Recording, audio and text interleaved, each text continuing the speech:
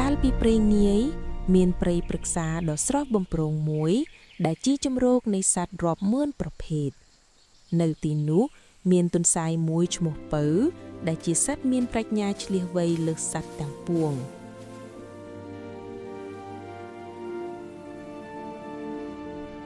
ប៉ុន្តែនៅក្នុងស្ទឹងដ៏ជ្រៅមានក្រពើធំមួយឈ្មោះថាមេគង្គដែលតែងតែរង់ចាំចាប់សត្វផឹកទឹកថ្ងៃមួយ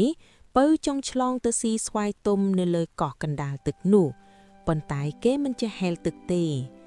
ស្រាប់តែស្រមោលរបស់ក្រពើបានលេចឡើងវាមើលទៅគួរឲ្យខ្លាចនឹងមានមន្តអាគម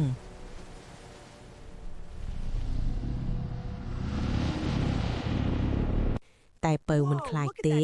គេបែរជាធ្វើជាសរសើរពីភាពអស្ចារ្យនៃស្រមោលនោះទៅវិញមេគង្គឮគេសរសើរក៏អើតក្បាលឡើងមកទាំងទឹកមុខឆ្ងល់តែលួចមានមោទនភាព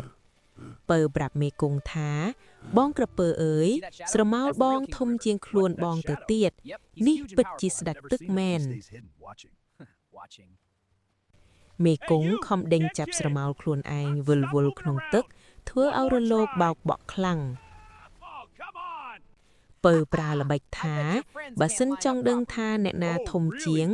បងហៅមិត្តភក្តិបងមកតម្រង់ជួរឲ្យខ្ញុំរាប់មើលក្រពើល្ងងខ្លៅក៏ហៅមិត្តភក្តិមកតម្រង់ជួរពីមាត់ច្រាំងរហូតដល់កោះស្វាយពៅចាប់ផ្ដើមលោតពីលើខ្នងក្រពើពីមួយទៅមួយជើងតូចៗរបស់ពៅលោតយ៉ាងលឿនហាក់ដូចជាកំពុងរាំលើខ្នងស្ដេចទឹក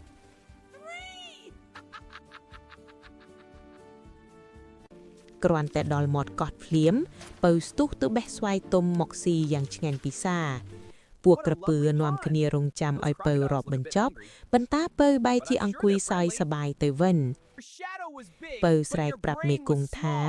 ស្រមោលបងធំពិតមែនតែខួរក្បាលបងតូចណាស់ស្រមោលដ៏ធំនោះក៏រលាយបាត់ទៅក្នុងទឹកវិញបាត់ទៅ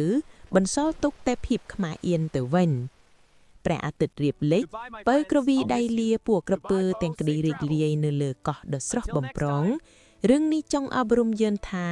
ប្រាជ្ញាតែងតែឈ្នះលើកម្លាំងបាយជានិច្ច